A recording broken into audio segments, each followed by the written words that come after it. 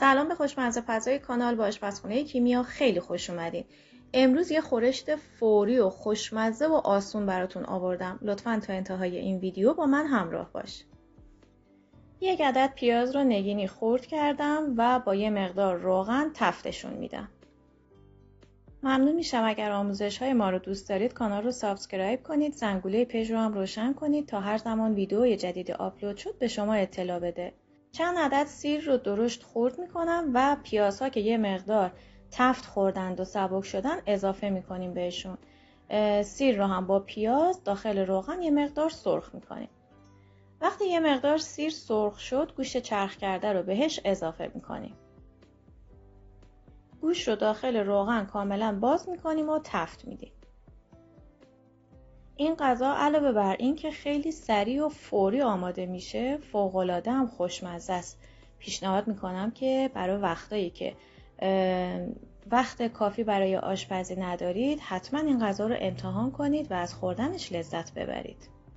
بعد از اینکه گوشت مقدار باز شد، نمک و زردچوبه و یه مقدار کم فلفل سیاه رو بهش اضافه میکنم و تفت میدم تا این سس ما کاملا آغشته به زردچوبه بشه و رنگ زردچوبه هم داخل روغن باز بشه و خوش رنگ بشه. بعد از اینکه زردچوبه سرخ شد یه قاشق رب بهش اضافه میکنیم. رب رو داخل روغن اول باز میکنیم تا کاملا رنگش باز بشه و خوش رنگ بشه. بعد با تمام موادمون مخلوطش میکنیم.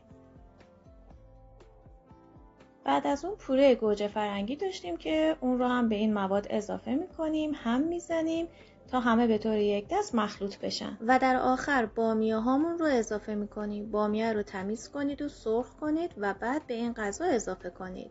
من بامیه فریز شده داشتم، شما اگر بامیه‌تون تازه بود بشورید و بعد از اینکه یه مقدار تفت دادید به این سس اضافه کنید.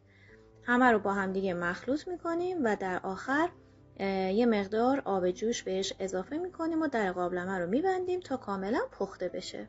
این هم از خورشت بامیه فوق‌العاده خوشمزه که در عین حال خیلی هم راحت و فوری آماده شد. دوستان عزیزم، ویدیوهای جذابتر دیگه‌ای هم داریم که آموزش آشپزی ایرانی و سنتی هست. شما میتونید این غذاها رو ببینید و ازش استفاده کنید و با لایک و کامنت منو دلگرم کنید. مرسی که تا انتهای این ویدیو با من همراه بودید. تا یک آموزش دیگه، خدا نگهدار.